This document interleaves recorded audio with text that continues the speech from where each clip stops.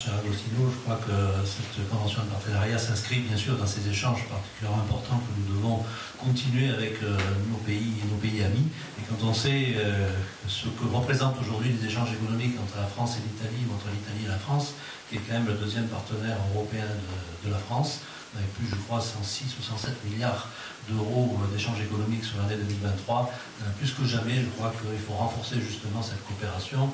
Je salue d'ailleurs l'arrivée au niveau de tout ce qui est économie à Saint-Jean-Cap-Ferrat, au niveau culturel, un des fleurons, comme ça a été souligné dans les slides de tout à l'heure, de la ville de Saint-Jean-Cap-Ferrat, c'est bien sûr la Villa Eiffel de Rothschild, et sa directrice générale, Muriel Mayatols, qui est arrivée. Je salue de sa présence, je remercie de sa présence parce qu'elle fait un travail aussi remarquable sur la promotion de la commune. Saluer également la présence, j'ai oublié tout à l'heure, de M.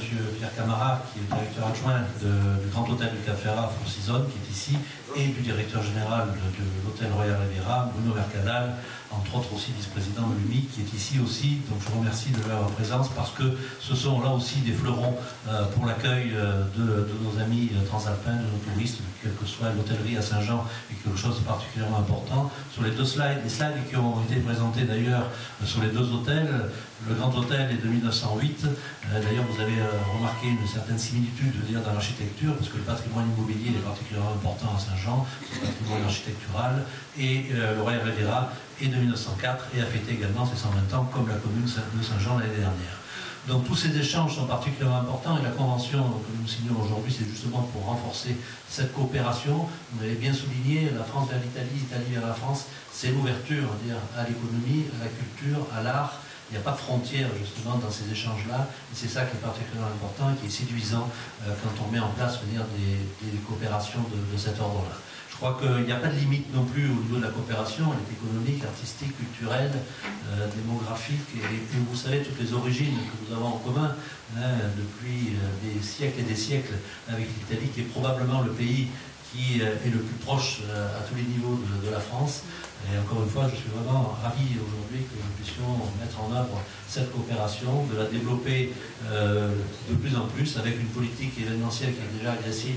Je salue bien évidemment nos adjoints à la culture, nos adjoints à l'événementiel qui font un travail remarquable, Chantal Rossi et Philippe Marie, tout au long de l'année, justement pour promouvoir et faire en sorte qu'il y ait une attractivité sur Saint-Jean, ainsi que bien sûr tous les socio-économiques, parce qu'il y a un tissu économique particulièrement abondant, mais pour lequel qui se démène au quotidien.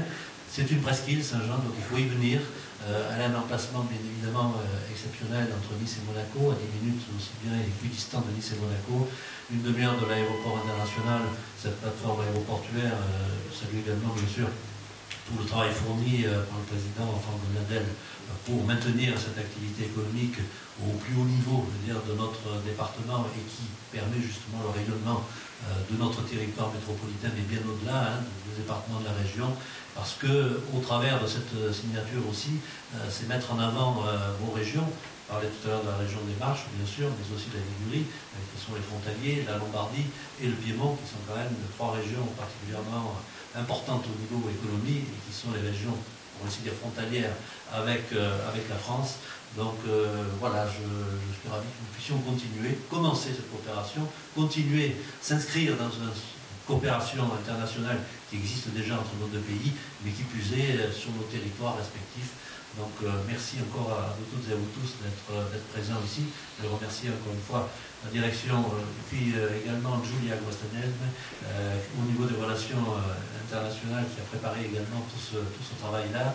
Merci à vous, merci à tous les socio-professionnels, merci aussi à la direction générale des services, bien sûr, de la commune de Saint-Jean, l'organisation de cette belle matinée.